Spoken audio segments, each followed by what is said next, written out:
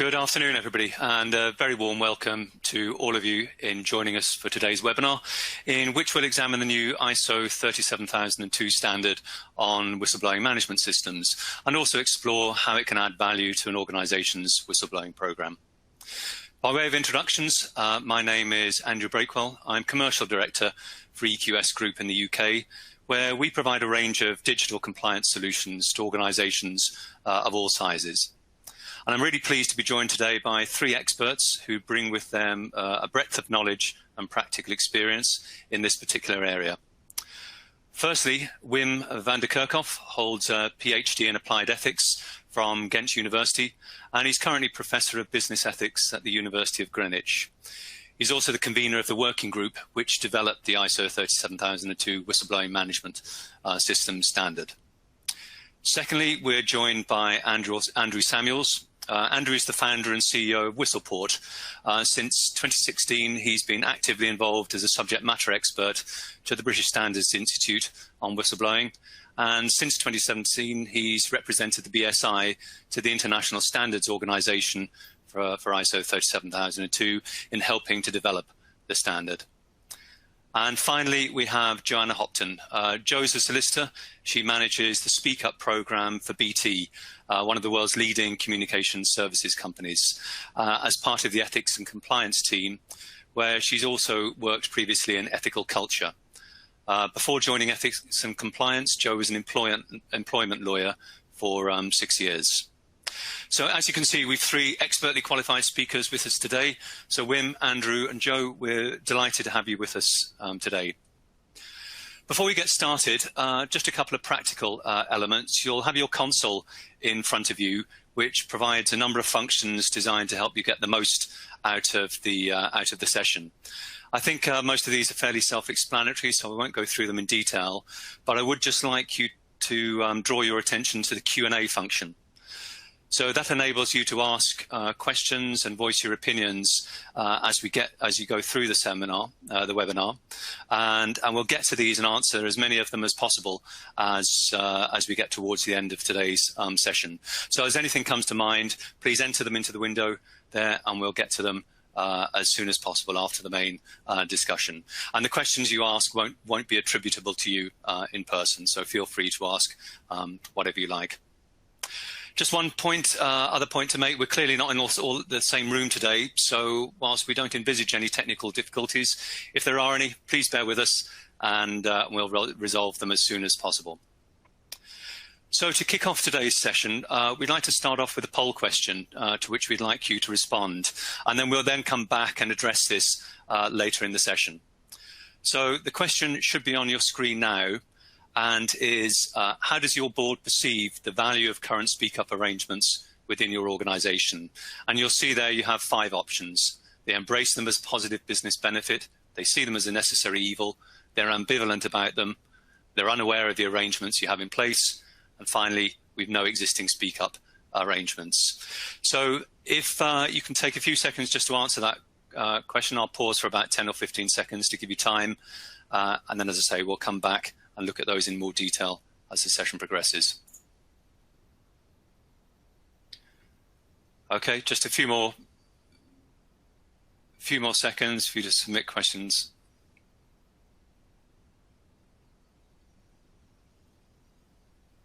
Okay, let's pause it there and have a quick look at the results. So that's a really positive result. So more than half of you said your board positively embraces your Speak Up arrangements, which is great. And then the next highest, they're ambivalent about them. So those are interesting results, I think, and we'll go on and talk about those in a little bit more detail as we progress with the session. Okay, let's move on to the discussion now. So, Wim, good afternoon. Could we start with you, perhaps? You've been heavily involved in the development of ISO 37002 pretty much from the start. So can you provide some background on how and why the standard came about, and also provide an overview of its scope? Yeah, thanks, Andrew. Really pleased to be here. Yes, yeah, I can do that. So a couple of years ago, we were seeing the start of an increasing amount of new regulation around the world, stipulating that organizations had to have whistleblowing channels. And also there were a number of existing national standards and guidance documents. So for example, Australia had a national standard, Japan had national guidelines, the BSI had a UK guidance on internal whistleblowing. But when we made an analysis, we saw that each one had their own style, each one had their own emphasis, approach, and hence also gaps. So the idea grew to make an international standard. And a standard that, not a standard that says you need to have these specific channels, but really a standard on how to handle reports that come through those channels. And that is what ISO 37002 is. It's a standard on how to handle and process whistleblowing reports. Something comes in, what do you do? And the standard distinguishes 4 steps in what do you actually do. It's you receive reports, what's involved there. You assess reports, that involves doing triage, starting protection. You address reports, investigating other actions, and then you close cases. And it's written as a management system, and you can see that there.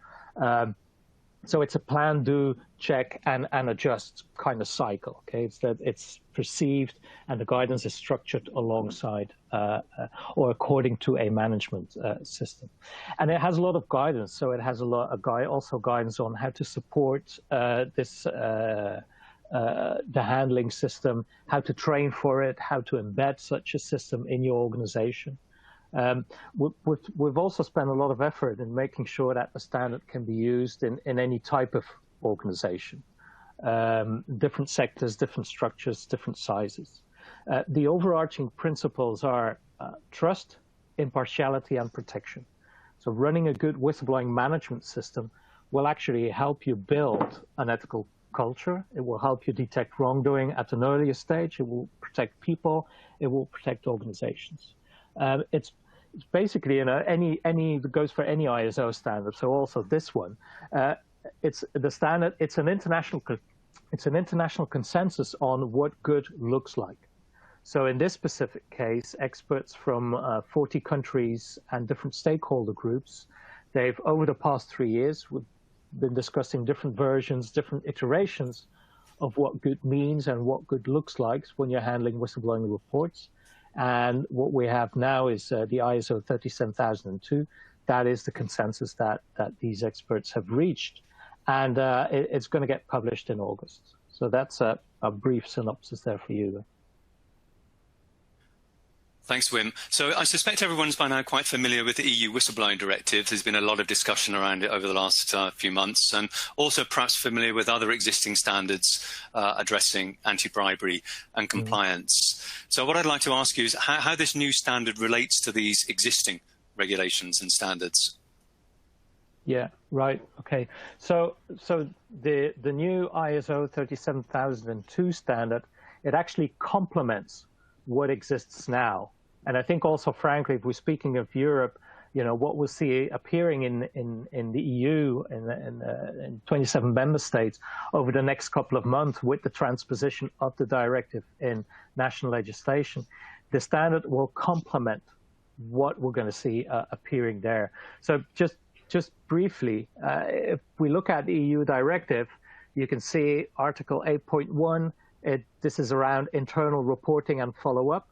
And then you've got Article 9, which some things on confidentiality, time frame, particular function that needs to be there to do follow-up of the reports. So that is there. But if you look at it, it's all very minimal.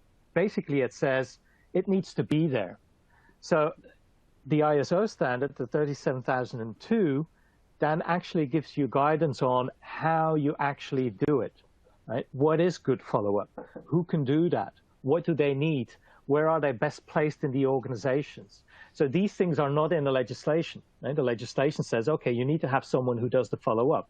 The ISO standard says, okay, what sort of mandate does this person have? What kind of support does the person need? What access does this person need? What is it they do? In what sequence, etc.? Okay, so in that sense, it complements stuff that's in the legislation. Now, with regard to the anti-bribery and the compliance ISO standards, these also mention whistleblowing. Oh, it's in different terminology. They say speak up or reporting wrongdoing, but they all have brief. Both the anti-bribery and compliance has brief sections on that, and they say it, of course, as a part of a bigger integrity or compliance system.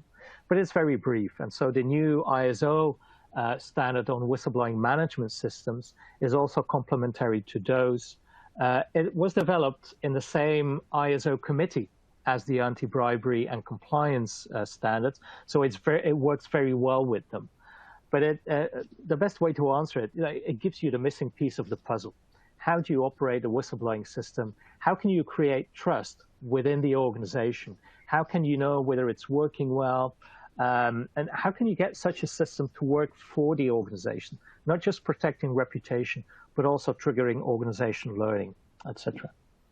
So that's how it adds to it. Yes, thanks, Wim.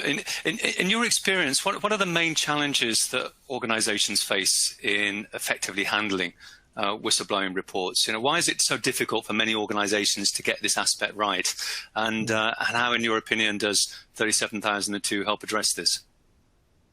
Okay.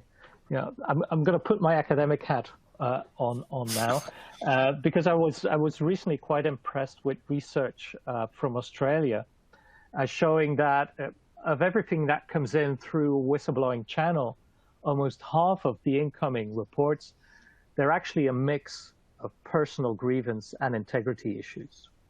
And it's these mixed, and the important thing is that it's these mixed reports that are almost also the most likely ones to go wrong in terms of being handled well. Okay, so roughly speaking, 25% is pure personal grievance. And if the organization has good HR, it will be handled well. And there's also 25% that's clearly public interest, integrity kind of stuff, like illegal stuff, without any personal history involved there.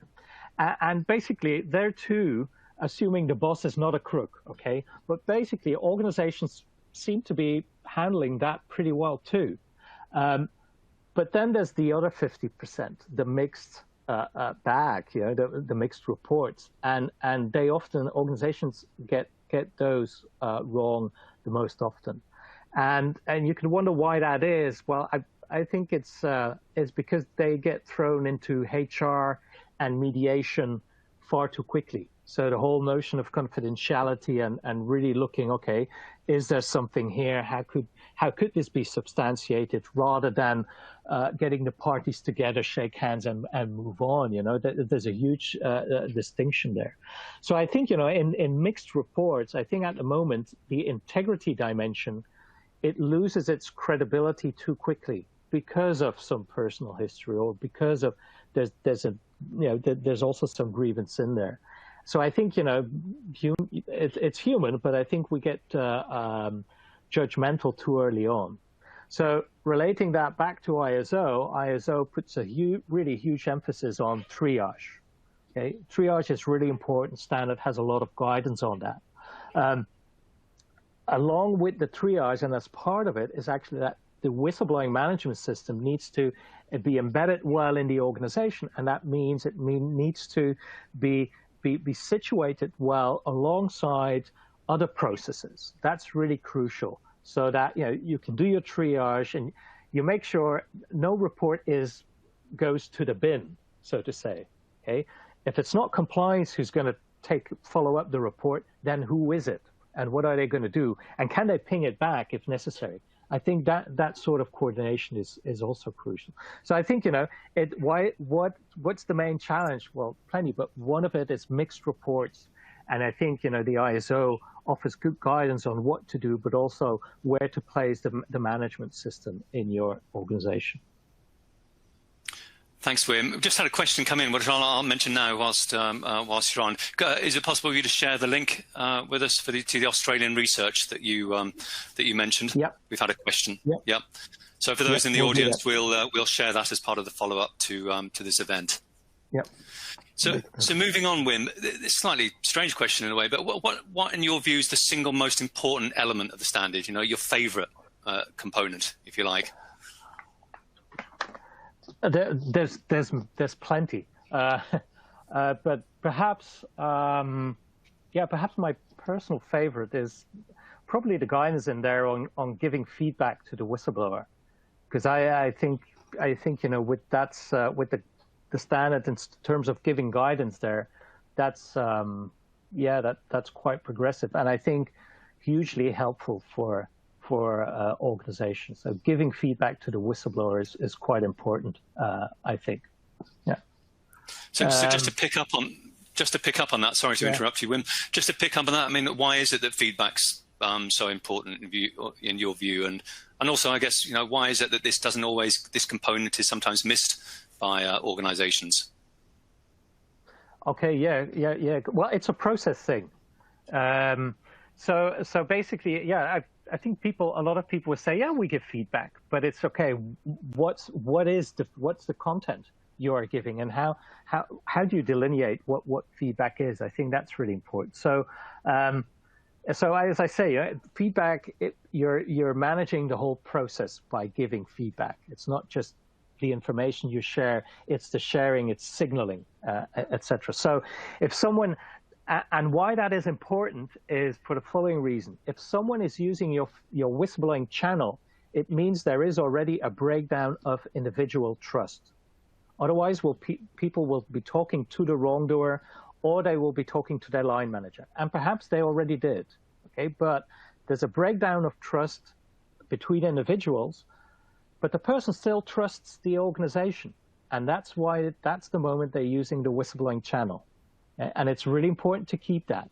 Because if that is lost, if the person no longer trusts the organization, then the person is going to leave, or the person is going to blow the whistle externally. But when they use your channel, they still trust the organization. So you need to maintain and you need to nurture that trust throughout the process of handling their reports. That's really important. So, if you imagine the whole thing from the whistleblower's point of view, you make a report, and then there's a lot of blanks you need to fill in. They've reported.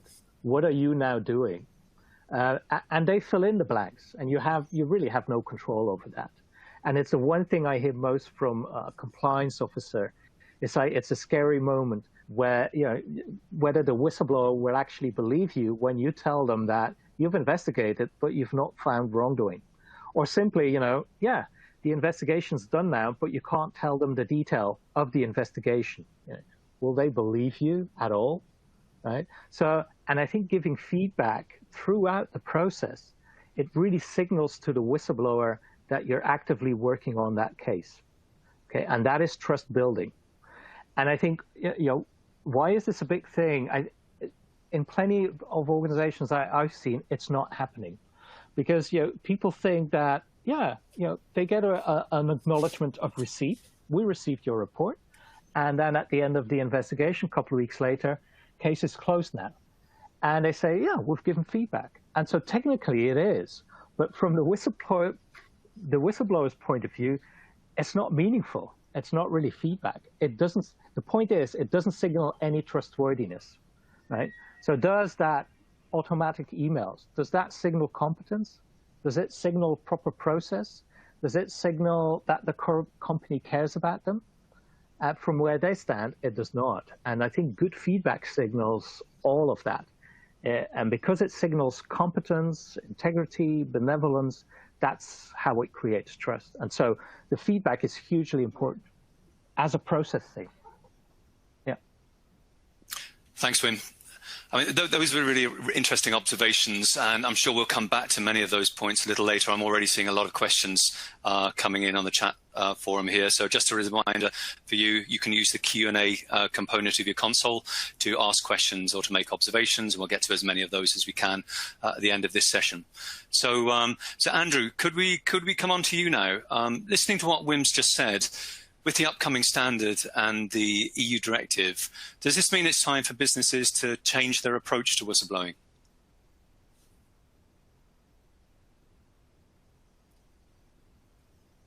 I'm sure if you're on mute, Andrew, can you? Sorry, can you hear me now? We can, right. Okay, great. The one thing you said was take yourself off mute. So firstly, thank you for having me here today. And the answer very quickly is yes, absolutely. But I want to drill into that a little bit more. So firstly, I think it was really encouraging to see that poll at the start where over half of the participants here said that their board saw this as a benefit. We'll talk more about that later on. But generally, maybe to wider audiences, we find that numbers not always as encouraging. So I wanted to start by trying to dispel a myth about whistleblowing, which many people have. And that is, whistleblowing is not a four-letter word. Now's the right time for organisations to think, to rethink whistleblowing, because there's the stick and the carrot. So the stick being there's the EU directive, there's new whistleblowing laws in Australia, and of course you've got the reach of the US laws as well, which can lead to fines and the incentive program that's out there.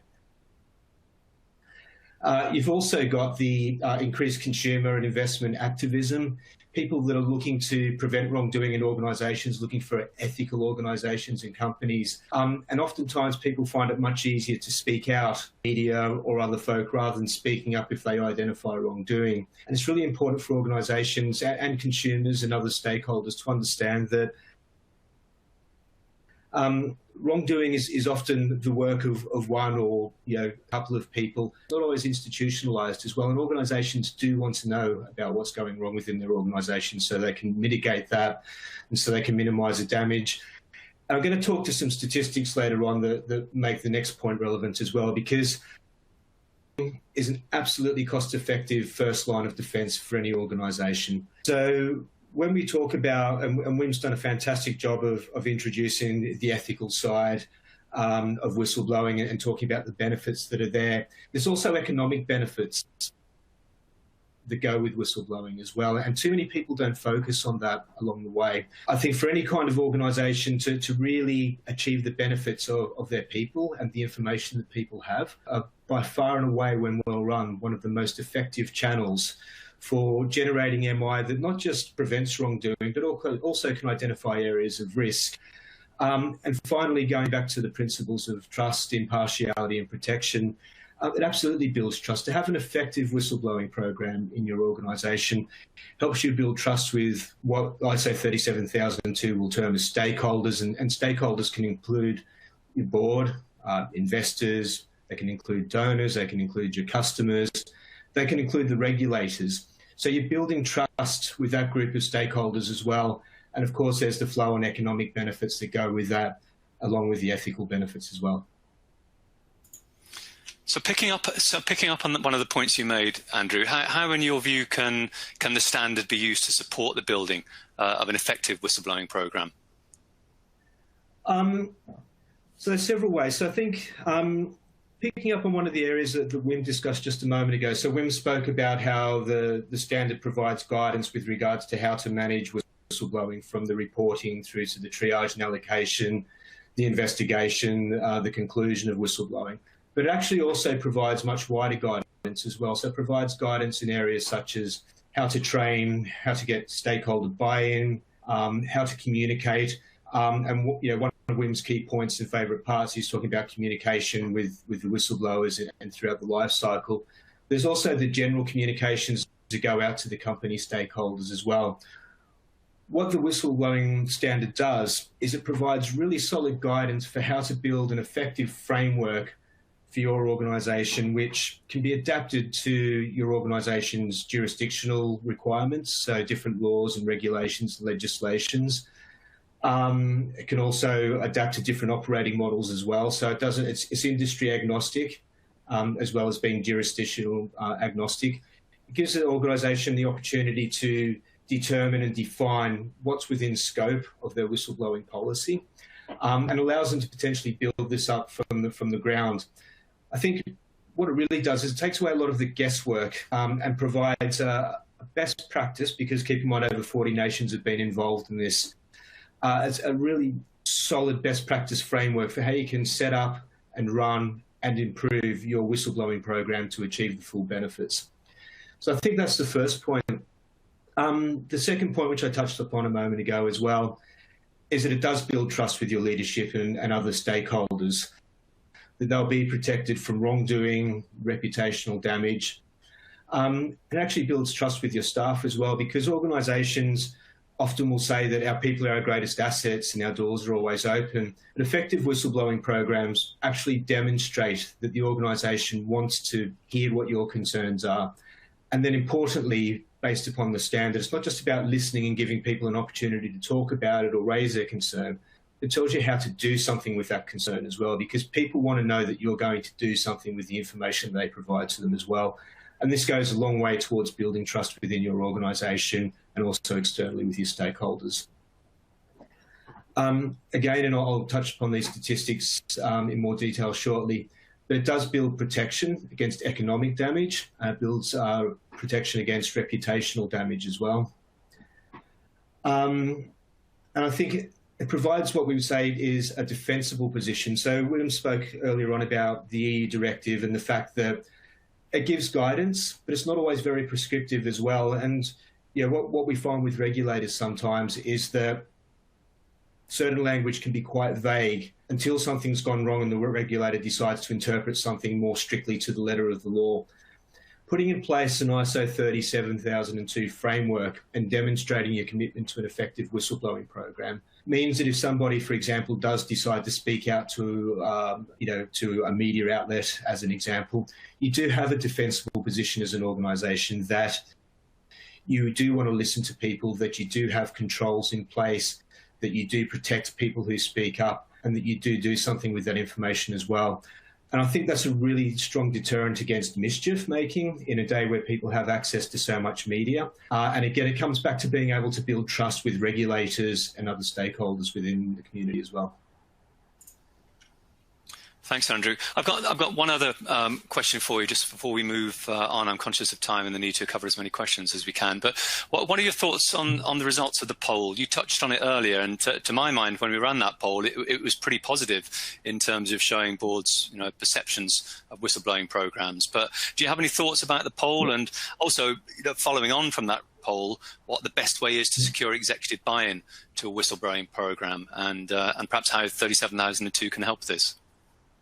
Yeah, absolutely. So, I mean, firstly, as I touched upon, I thought, 54% of board members seeing this as a positive for their organisation is a great result. And I suspect a part of that is because we've got a friendly audience on the phone as well. But that is a good result. And I think partly the media over the last few years has seen people get a little bit more aware of what whistleblowing is. I think 25% are sort of ambivalent, and that's generally a fairly, a bit of a higher number. So when I said whistleblowing, it's not a four-letter word. Sometimes we kind of see that people will whistleblowing and not really see it for what it is, which is a very effective first line of defence. 5% having no arrangements, again, is probably about right from what we've seen out there in the industry as well. I would say get in touch with me and we'll help you with that. And then the other 7%, not sure how to answer that. Again, this is where ISO 37002 can make a big difference, because it also talks about awareness. And I use this analogy a fair bit, but if you've got an EQS platform, you've got a Rolls Royce of speak up channels for organisations to use. But if people don't know it's there, it's ineffective. You really need to make people aware of that as well. And the fact that the standard talks to communication and setting that up, and the training and the awareness programs that support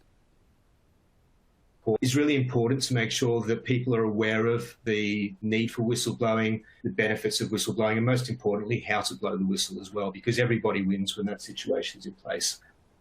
So moving on to then, how you can get executive buy-in to this. My background, as Andy touched upon, is I've been working in regulatory compliance for 10 years, and 4 years ago, I started my own whistleblowing company. I think a lot of people on the call will be familiar with what we call a compliance knot. I get that, but we're not going to do anything with it. And when you've mortgaged your house to try and sell something that you absolutely believe in, you have to find other ways to get people's buy-in to the vision and what it is that you're trying to sell. And what I realized is that there's very much a what's in it for me aspect to this as well. So most of us on the call understand that the moral, the ethical values for doing this, the need to protect whistleblowers. We've got a friendly audience on the phone. But especially in the last couple of years in the UK and globally between Brexit and then now the damage that COVID's done to the world economy, everyone's competing for scarce resource to be able to. So people can often acknowledge the need for something like this, but actually what you need to do is give them the self-interest. And I'll happily share these stats with everybody after the call as well. They're from a combination of places, including George Washington University and the Association of Certified Fraud Examiners as well. But firstly, people with effective whistleblowing channels have a 2.8% increase in return on assets. They have, on average, 6.9% fewer material lawsuits, 20.4% reduction in settlements, and 46% fewer negative news stories. So those are some amazing statistics that already start to demonstrate where there's some economic and reputational damage. And another statistic I want to bring up as well is that 43% of occupational fraud is identified through speaking up channels as well. So if you want to protect your business and you want to protect your people, this is a great way of doing it. So for people who want to build a business case, I'm happy to share these numbers. It also helps in areas such as staff retention. So go to HR and ask them, for example, what's the cost of losing a staff member who hasn't been listened to properly? And you'll be able to use that to build a business case. Focus on the economic benefits. ISO 37002 gives you a way to demonstrate that it's not difficult to set up an effective whistleblowing program because it provides fantastic guidance from experts around the world. And you're more likely to get the support and the buy-in that you need. Thank you, Andrew. Joe, can we move on to you? As a practitioner in this area, it'll be really interesting to hear your thoughts, both on what you've heard from Wim and Andrew, and I'm sure you'll have some issues to raise. But to begin with, can you just provide an overview of speak-up arrangements that you have in place within BT? And for those outside the UK who may not be as familiar with BT as those of us in the UK, just a little bit of background about the organisation itself? Yes, of course. So just to give some context, BT is a telecommunications company. We're the largest provider of fixed line telephone services and broadband in the UK, and BT also owns EE, which is the largest mobile operator in the UK. So although most of our organisation is based in the UK, it is a global business. We have people in many different countries around the world. In some countries it's only a few hundred, but in others it's quite a lot more. Telephony and broadband and so on is our main business, but there are also things like BT Sport, BT TV, there's a large security business. So it's quite a diverse business to operate in. My role is to look after BT's Speak Up hotline. And I think we probably have quite a typical hotline arrangement. There are 3 of us in the Speak Up team, me and 2 colleagues. Normally we get around 500 to 600 cases a year. In the last year, it's gone down a little bit, closer to about 500, which I think is pretty typical in terms of the pandemic having an impact on cases. The way that we work our hotline is that reports come into our third-party website or phone line and are then routed through to my team to triage. Last year, we started giving priority ratings to cases, which has been quite useful. We find it quite useful for tracking and reporting on cases, and it helps us to see at a glance if we've got, more serious or less serious cases. And we've reworked some of our policies around that. There are no investigators in the Speak Up team, so although we look into a few cases, most of our cases go out to HR or security or regulatory or another contact who is our Speak Up contact in the business who is used to looking into Speak Up cases. They then look after the case until it's finished the investigation. We monitor it and we ensure that people are going back to the reporter, keeping them updated, that sort of thing. At the end of the case, it comes back into my team and we either review it and close it if it's a lower priority case, or if it's a higher priority case, it goes to the Speak Up Forum, which is a part of our governance process. The forum meets monthly and it's chaired by our Director of Ethics and Compliance. It's made up of people from HR, security, audit, ethics and compliance, and we discuss some open cases, particularly tricky ones, particularly long-running ones, cases to be closed that are that higher priority bracket, and any outstanding actions from cases, any significant changes to process, that sort of thing. So the forum is one of an important way that we're held to account for investigations. And the other way is our Board Audit and Risk Committee. We report to that committee quarterly quite extensively. So that's a broad idea of our programme. And one of the things we're thinking about at the moment is any changes we might make as a result of some of the ideas in the ISO standard and the Whistleblowing Directive. So it's been really interesting to hear Wim and Andrew today talk about their experiences of those. And one of the things I was really interested in is what you were saying, Wim, about feedback, because I sometimes feel as if it's one of the more frustrating elements of my role, just exactly as you were saying, that we can't always tell someone what's happened in their case. We might have done a brilliant investigation, found some wrongdoing, had a disciplinary process, maybe someone's just avoided dismissal, got a final written warning, but unless they've actually left the business, the person who reported it won't necessarily know what's happened, because we feel very limited in what we can tell them. So I just wondered really if you had any thoughts on the practical side of those types of scenarios, or other similar ones that you've come across where it's practical ways that companies can build that trust, where we're feel really a little bit hamstrung in terms of what we can actually tell people. Thanks, Jo. Yeah, and it's a very pertinent question. Of course, I asked for it, and even if I look in some of the questions that have come through the Q&A, there's one question saying it's okay, but what if people don't log back in to actually look at the feedback? Okay, so all of this is around giving feedback. What is it, and sort of look. Yeah, the problems you're saying, I think that everyone on the call will recognize this. It's only if you see someone's made a report, the alleged wrongdoer then has to leave the company. Okay, you get it. It was taken seriously. But if you don't see anything, you conclude nothing's done about it. There's no way to solve that. Okay, there's no way that you can actually tell someone, oh yeah, but the wrongdoer has now received a warning, for example. It's not done, and that's not what I mean with giving more feedback. But it's really making an explicit effort to reach out and to, in a broad sense, understand feedback as in making sure there is a communication. So it could be giving reassurance that you are still working on the case. For example, I think that the sort of guiding line is when you reach out, it's like, okay, what's the current state of the report? What stage is it at? And what is the next stage? What is the next step going to be?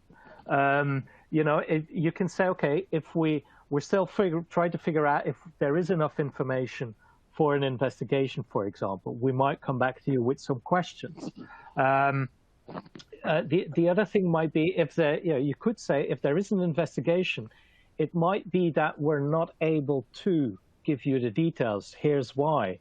Okay, so it's really feedback in the function also of managing expectations. As part of feedback, you can communicate again, what the policy is. You could communicate where is further information for the whistleblower. Where can they get support? You could also communicate stuff on what the organization is doing to safeguard or to protect the confidentiality, but also what the whistleblower can do to protect confidentiality. So I think it's all around signaling that, hey, there's a huge back office here working on on the report. There's also stuff that the reporting person can do. Okay, so but it's really all signaling about we're serious about this, and what you've done is it's a serious thing. We're dealing with it seriously, and that creates a disposition that makes it easier for someone to accept that yes, my report has been dealt with seriously, even if they don't see the person, the alleged wrongdoer being fired. So I think it's feedback in a very, very broad sense. I appreciate I'm taking long to answer this question, but I do want to get to the question in the Q&A on, what if they don't log back in? We give feedback, but they don't log into the system to look at the feedback. Yes, we have we have that. Yeah. Part of that is I think you need to sort of help yourself and make it part of your training about speaking up. Is focus the training on the process. When you make a report, what do we do? What is happening? So really explain the process, explain possibilities, also explain limitations of keeping confidentiality. Sometimes it's the whistleblower, they've been raising it to a number of people before they came to you. So, you're going to keep confidentiality, but other people might be very easy to guess who it was. But also, you say when you make a report, for example, most often people don't give enough information for us to investigate something. So when you make a report, it's very likely we will need to ask you a further question. Otherwise, we won't have enough to do something with it. So I think it's also a message of internal whistleblowing is not just, typing something in or saying something on the phone and then hang up and that's it, and then expecting that something it will be totally different tomorrow. There's a whole process here, and the whistleblower and the compliance officer need to be able to work together on that. I think it's that sort of message that you need to convey. Yeah, I think that's really true, because we made some changes relatively in the last couple of years to our Q&As and that sort of thing, gave people some more information. And we found that slowly we have had a lot more engagement through the platform with anonymous whistleblowers. And that we are now at a stage where our anonymous report substantiation rate is pretty similar to our named report substantiation rate, having come from quite a low level. And we've noticed a real difference in that. So I think it does make, because we don't need to know who someone is, we just need to know the information they've got. I think that we've noticed that in a practical sense as well. Yeah. I just wanted to ask Andrew. Sorry, Wim, carry on. That's fine. It's great. Great evolution. I was just going to ask Andrew actually as well, because something we haven't really touched on a huge amount is anti-retaliation, and you were talking about some of the practical impact of the Whistleblowing Directive. And I just wondered if you had any thoughts about that. Is there anything that companies should be bearing in mind in terms of anti-retaliation? Yeah, absolutely. So I think this builds quite nicely on the conversation you were just having with Wim as well, because it's important to keep in mind that the whistleblowing doesn't start when someone raises a concern. From the day somebody enters an organisation, they should be aware and have access to a whistleblowing policy. And whistleblowing policy should clearly outline and set expectations, not just for communications, but also for the fact that people are protected if they raise a concern via a whistleblowing channel. But also the other side of that, which is to outline that there is detriment, there is consequence for people that engage in retaliation as well. So when you look at ISO 37002 and going back to the principles of trust, impartiality and protection, protection is baked in throughout the standard in everything an organisation does. So it's protection for the whistleblower. It's protection as well for the subject of the concerns, because obviously not everything is found to be positive, and it's protection for an organisation as well. So it's really, how do we say, we use the word detriment, and people need to understand that detriment or retaliation isn't just about physical retaliation. It can be about somebody being held back in their career advancement. Can be about how they're engaged within the office. And it's really important to make sure that, looking back to the principle of impartiality, the protection is available to people so that they can speak to people outside of the organisation if they need to as well for support. So it's often good, and we find this when we build it into policies, for example, and communications, to be able to go to a charity or to be able to talk to a regulator if they want some outside advice. There's absolutely no harm in that, and signposting that to people. It's really important to make sure that from the whistleblowing team, Joe, and I'm sure you and your team know this as well. It's about building empathy and asking the questions, are you okay? Do you feel at risk? And making sure that, the person's identity is protected to the extent that that person wants their identity to be protected. But again, affording the same rights to the person that's the subject of the allegations too, because otherwise you can find yourself in quite a messy legal battle. And oftentimes reports are raised under mistaken circumstances as well. We find there's very few malicious circumstances where people actually do that. And I think coming back to the conversation about anonymity, confidentiality as well, setting expectations up front. If somebody raises a concern anonymously, that's absolutely fine. We encourage that. And Joe, your numbers are proving that it can work because focus on the evidence and you can still have two-way communications. But it's also worth making clear to somebody that raises a concern anonymously that it's hard to protect somebody if you don't know who they are. That's not to say you can't provide protections because, again, whatever channel you choose to communicate with them over, you can ask the question, build empathy. Are you okay? Do you feel at threat? And again, communication programs sent out on a regular basis, quarterly, annually, built into training, built into the policy, outlining the fact that you have protections. These are some of the paths you can go to for your protections, for your mental well-being, your physical well-being. And just making clear that retaliation won't be tolerated in any way, shape, or form. And I think it's very important, going back to the conversation we've had as well, because you can't always communicate the outcome of a case.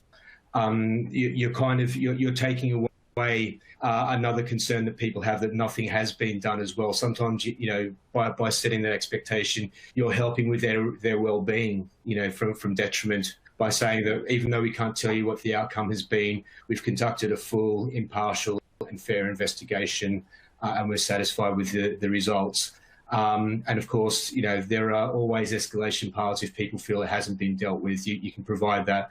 But we found, generally people are quite happy with the outcome of a well-run investigation. Thanks. That's really interesting. I think it's communication is the key, isn't it? I think for all these things. Yeah, absolutely. Setting expectations, making sure it's regular, always the key. Thanks, Joe. Thanks, Andrew. Joe, it's really useful to get your insights as a practitioner in this area for one of the world's leading, largest companies. I'm conscious of time and I want to get through some of the questions. We've had a whole lot of questions come through and inevitably we're not going to cover all of them. We will pick up on some of these with you directly if we're not able to answer them here. Been a few questions around the stats and the references that we've mentioned. Just to reiterate, we'll provide those to you as part of the follow-up to this session, so you will get the links that we've mentioned. One question that's come in is around deploying a whistleblowing service. So what are the panel's thoughts on how to effectively deploy a service, particularly when there's differing views on the confidentiality that that's attributed to this service? Which of you would like to pick that up first? I'm happy to start with that. If you want. So, because we've helped organisations of many different shapes and sizes to do this, and again, it's not a one-size-fits-all model, and this is where ISO 37002 can really provide some good guidance. So, depending on your jurisdiction, there are certain categories that are covered under whistleblowing law, and that can choose to be extended or not. So, we talk to scope of what's going to be covered under a whistleblowing policy as you set that up. And again, with organisations, we personally encourage anonymous whistleblowing. We think there's enough controls that we can quite easily demonstrate for people to be able to provide two-way information. We ask people to focus on the evidence rather than the source of where the allegation is coming through. So trying to get buy-in in these difficult situations, sometimes it needs to be iterative. And by iterative, I mean you might start with the minimal categories of wrongdoing that are protected under your policy. And it may be that you choose to start with just confidential information. People will still blow the whistle anonymously anyway. And as an organisation, you can't really choose to ignore that information when it's there or not do something with it. So I think that's one of the first points there. And then the second one is about, and I think there's another question around this, it's about building KPIs and MI that help you build the case for your organisation in terms of how you build trust as well. And we can provide surveys. You can undertake sentiment surveys and those kind of areas to see how staff are reacting, or your stakeholders reacting to the program. And you can also measure the benefits. So if you're starting to identify more wrongdoing, you can see the economic benefits of that. Then why wouldn't you extend the program and see if you can achieve some more economic benefits out of this as well? But start simply, use the framework from the ISO standard, capture the benefits as you go, get staff continually improving, and over time you can adapt and grow your program as well to achieve further benefits. Thanks, Andrew. Joe, is there anything else you'd like to add in terms of what you found to be effective within BT? Otherwise, we'll move on to another question. Oh, you're on mute, Joe. Sorry, yeah, no, please carry on. Yes, sorry. Okay. Okay, well, this is actually a question specifically for you, Joe. I've immediately lost it. Apologies. Here we are. Yeah. How do you get around the privacy issues if you're holding a forum to discuss live issues, live cases? Yeah, I should have said. So the forum is quite a small group. So they have some information about the cases, but it's all anonymised. So they don't get any names. They get basically it's a paragraph, sometimes 2 paragraphs about what the case is about, and any resolution. So it's all pretty anonymised, so they get more information than we would. We only give statistics otherwise, but it's all anonymised basically. Okay, thanks. Another question we've had is: would whistleblowers feel more comfortable raising concerns through an online platform as opposed to a centralised email address? Do you have an email component as part of your program, Joe? No, we have web and telephone, but we do have a Speak Up email address, and we do sometimes get contact through that. But mainly, we try to route people through the web and the phone. For reasons of security, confidentiality, and the ease of remaining anonymous, I guess. Yes, all of those, and also because it's all, if someone gets an email back from the Speak Up mailbox, we don't know who's got access to their mailbox. You might be walking past them at the time, so we're just a little bit cautious about using email, whereas the platform is entirely within their control. Yeah, understood. Wim, Andrew, anything to add to that particular question? I think, yeah, you can build controls around the different channels. So again, it depends on the size of your organisation, the budget your organisation has as well. It's important to build controls around the channels that you've got. So, for example, if you do choose to use email as a channel, you can, I guess, addressing one of Joe's concerns there, you can allow people to raise a concern via an anonymous email address, for example, and you can provide guidance. Don't open this at work, which can often sound quite obvious, but might not always be as well. Some of it comes down to your physical setup. We talk about areas like physical security. So if you've got a phone line that's not outsourced, then make sure that people can't overhear the phone conversations, and encourage people, if they are going to call the hotlines, to call from a secure location, to call from their home, or outside of the office where they're not going to be overheard.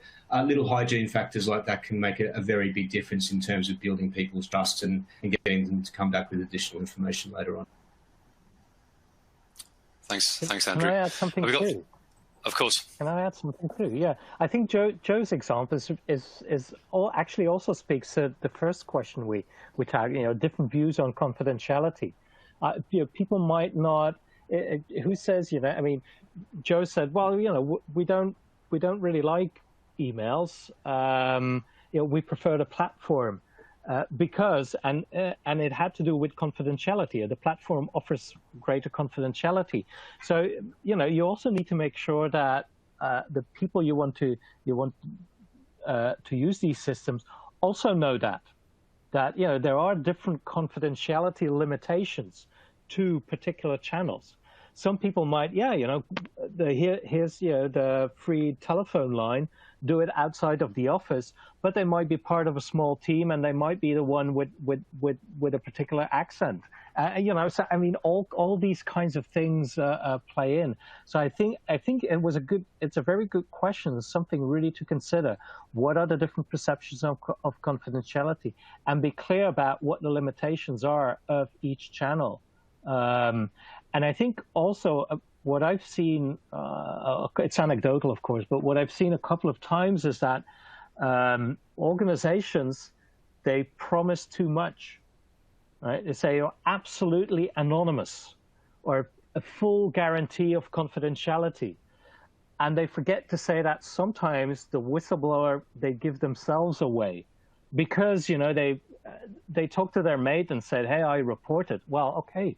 You know, I mean, yeah, and that communication is lacking. Or people would meet a whistleblower in a secret place, you know, signaling, you know, this is the kind of confidentiality, but then start an investigation. And, you know, there needs to be 3 to 5 people who are aware of it. So it's that kind of, it's a very good question, different views on confidentiality. I think, you know, really see what are the limitations and communicate that, be open about that. We had a practical issue along those lines a little while ago when people were telling us that they couldn't access Speak Up on the display tablets in an EE store. And we had a big think about that because we think, well, we don't really want people to be accessing Speak Up on a display tablet in an EE store because all the other staff members have access to it. Unless you actually go into it and, you know, cancel it off. So we decided in the end, no, you've got to do it from your own device or from the phone or something like that, because we didn't feel it was a secure way of accessing, you know, a confidential platform. Thanks. Time has beaten us, I'm afraid. I suspect we could have carried on talking around this issue for probably another hour at least, but we need to finish on time. So just a few final points. I think we've managed to cover most of the questions that were raised. Apologies to those of you who we didn't manage to get to, but we will deal with them individually. One question I just saw was when the standard is published. It's August, I think, Wim. So you touched on that earlier in your right. in the session. Good. So all that remains for me is to thank our 3 panelists, Wim, Andrew and Joe, for their really interesting contributions to the discussion today, which personally I found really insightful, and I hope that you all have too. Also, I'd like to thank each of you for participating in the event, and for the questions you've submitted. Hope you found it also useful and that you'll be able to join us on future webinars. Just before we finish, one final couple of things. Just to remind you that this event is CPD certified and a certificate will follow over the coming weeks. Also, one final reminder, there's a survey available, which we'd be really grateful if you could spend a couple of minutes to complete. It's very simple, won't take much of your time, but your feedback is really helpful in terms of shaping future webinars to make sure we're addressing your needs. And you can also find further resources on our website, including white papers, other webinars, etc. So just about on time, I think. Thank you all once again for joining us today. Thanks again for our speakers. I wish you all a pleasant rest of the day and evening. And so it's goodbye from me, and thank you again.